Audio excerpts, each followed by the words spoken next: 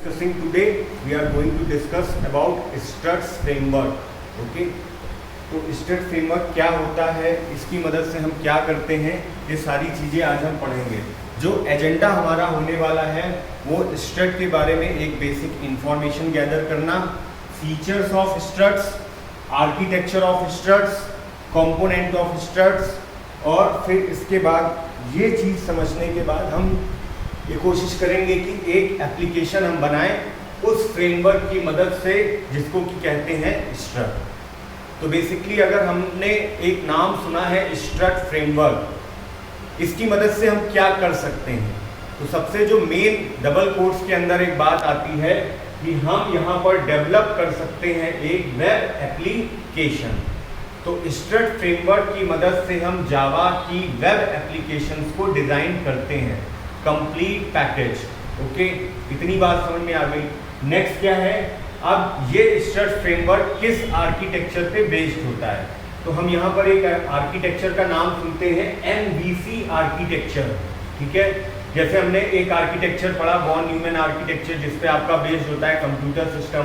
एक आर्किटेक्चर है मान लो क्लाइंट सर्वर मॉडल, जिस पर हम ये क्लाइंट रिक्वेस्ट भेजता है सर्वर को और वहाँ से रिस्पॉन्स हमें जनरेट होता है, तो क्लाइंट सर्वर आर्किटेक्चर पढ़ते हैं।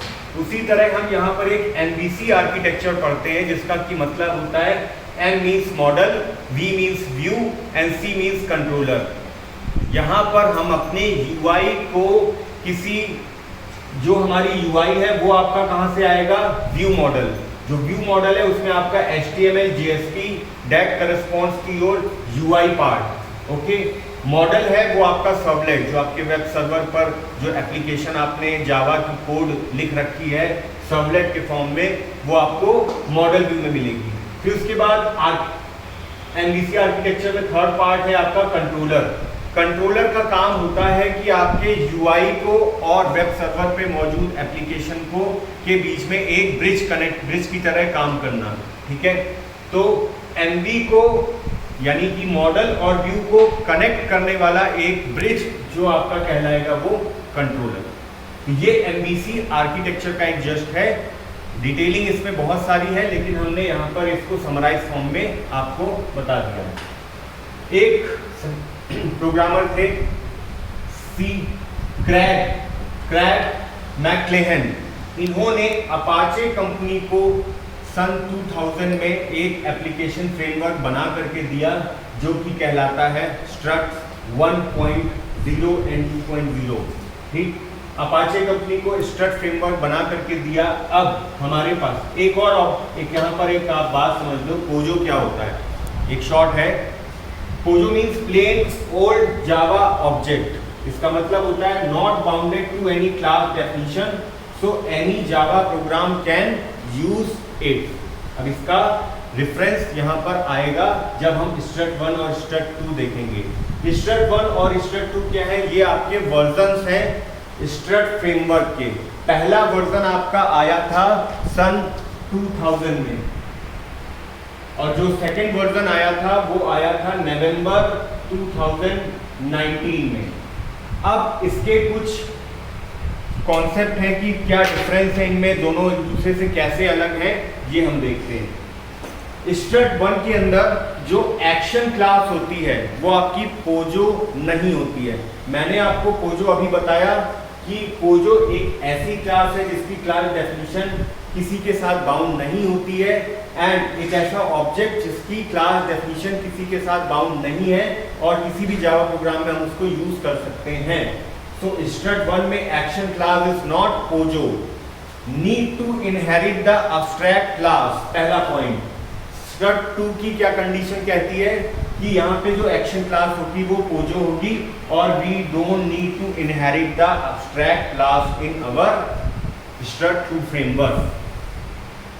सेकेंड है आपका, यहाँ पर front controller action servlet class use होती है। स्ट्रट 2 में, स्ट्रट 2 वर्जन में जो आपका फ्रंट कंट्रोलर है उसकी जो क्लास है वो है struts prepared and execute filter. Second point. The third point is to process request. अगर हमें कोई सर्वलेट की कोई रिक्वेस्ट, अगर क्लाइंट ने कोई रिक्वेस्ट भेजी है तो वो सर्वलेट के पास जाएगी। सर्वलेट क्या करेगा, सर्वलेट रिक्वेस्ट को हैंडल करेगा। रिक्वेस्ट हैंडल करने के लिए जो हम क्लास यहाँ पर यूज कर रहे हैं struct 1 वर्जन में, वो है रिक्वेस्ट प्रोसेसर क्लास। struct 2 में हम जो प्रोसेस कर रहे हैं रिक्वेस्ट को, वो कॉन्सेप्ट यूज होता है इंटरसेप्टर्स का। Next point, it has only JSP for view component. Java server pages यहाँ पर काम में आते हैं व्यू कंपोनेंट के लिए। जब view component means HTML JSP UI part है, वो आपका JSP के थ्रू कंट्रोल होता है। struct 2 में आपके पास JSP, free marker, velocity and so on, कई सारी टेक्नोलॉजी का आप यूज करते हो व्यू कंपोनेंट को देखने के लिए। यहाँ पर जो कॉन्फ़िगरेशन फाइल है, जब आप सर्वलेट वगैरह क्रिएट करते हो तो कॉन्फ़िगरेशन फाइल बनाते हो किस नाम से? XML नाम से, XML.xml से, ठीक, जो उसका एक्सटेंशन होता है वो कोई नाम web.xml बनाते हो सर्वलेट में। इसी तरह आप यहाँ पर कोई भी नाम देकर के .xml, और ये प्लेस कहाँ करी जाएगी? वेब INF डायरेक्टरी के अंदर। It will be placed inside web INF directory.